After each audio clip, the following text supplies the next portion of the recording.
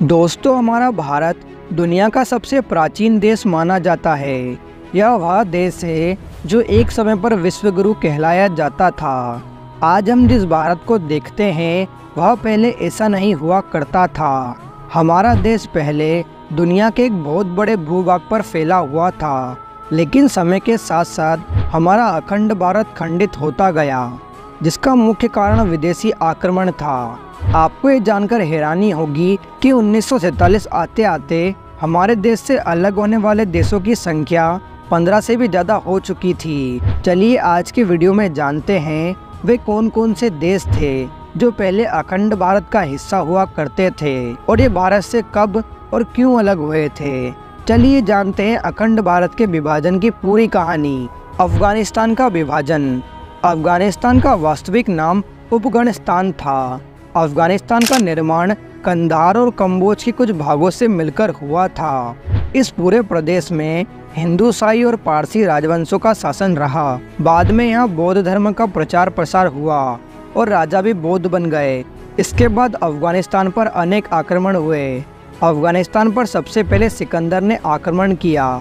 उसके बाद 7वीं शताब्दी में अरब और तुर्क के मुस्लिम शासकों ने, फिर दिल्ली के मुस्लिम शासकों ने आक्रमण किए। इसके बाद ब्रिटिश इंडिया का शासन चला। उसके बाद 1857 की क्रांति के बाद अंग्रेजों ने 1876 में अफगानिस्तान को आज़ाद करके एक अलग देश बना दिया।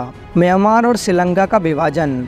म्यांमार का नाम ब्रह्मदेश था। म्यांमार और श्रीलंका वैदिक एवं बौद्ध धार्मिक परंपराओं को मानते हैं। ये दोनों देश भारत के अभिन्न अंग थे। म्यांमार का इतिहास सन 1044 से मियान वंश से शुरू होता है, जिसका उल्लेख मार्को पोलो की यात्रा में भी दिखता है। सन 1287 में कुबला खां और सन 1754 में आलोंगपाया ने इस पर कब्जा किया। अंग्रेजों ने सन 1886 से 1926 तक म्यांमार पर अपना अधिकार जमा लिया। फिर 1937 में अंग्रेजों ने म्यांमार को एक अलग देश घोषित कर दिया। नेपाल का विभाजन। नेपाल पहले देवधर के नाम से जाना जाता था और ये अखंड भारत का ही हिस्सा हुआ करता था।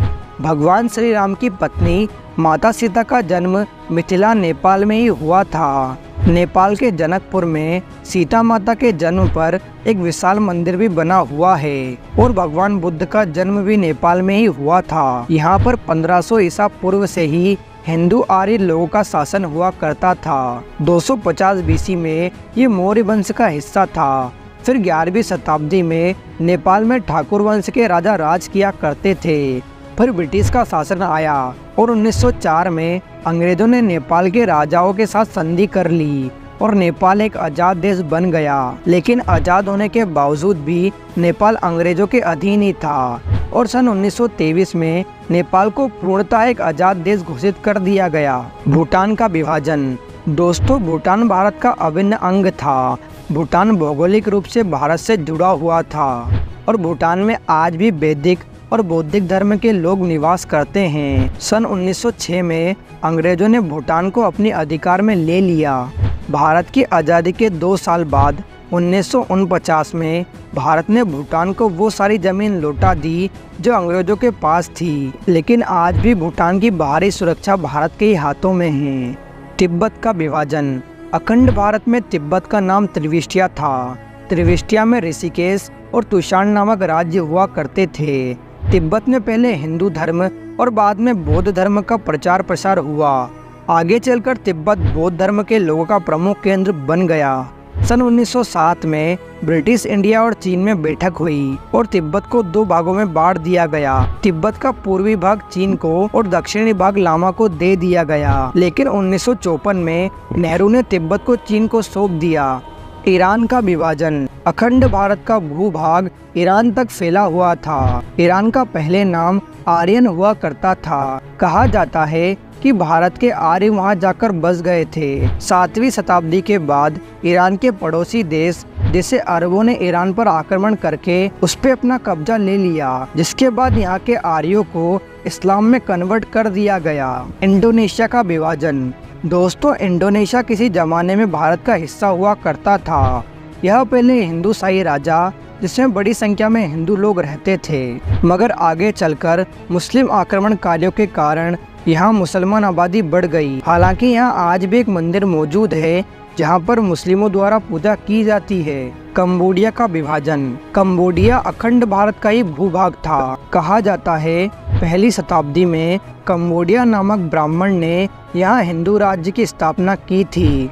आपको ये जानकर हैरानी होगी कि आज भी विश्व का सबसे बड़ा हिंदू मंदिर कंबोडिया में ही है, जिसका फोटो उनके राष्ट्रीय ध्वज पर भी लगी हुई है। पहले ये एक हिंदू राष्ट्र हुआ करता था, लेकिन आक्रमणकारियों के हमले से सब खत्म हो गया।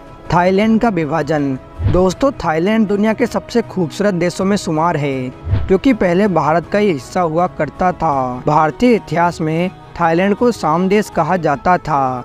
यहाँ पर बड़ी संख्या में हिंदू आबादी निवास करती थी, लेकिन बाद में बुद्ध धर्म का प्रचार हुआ और फिर ये आज़ाद होकर एक अलग देश बन गया। इसके अलावा दोस्तों, वियतनाम, मलेशिया, फिलीपींस, बांग्लादेश और पाकिस्तान भी अखंड भारत का हिस्सा हुआ करते थे। दोस्तों, आपको ये वीडियो कैसा लगा कमेंट करके ज़रूर बताएं और ऐसी वीडियो देखने के लिए हमारे चैनल को सब्सक्राइब करें।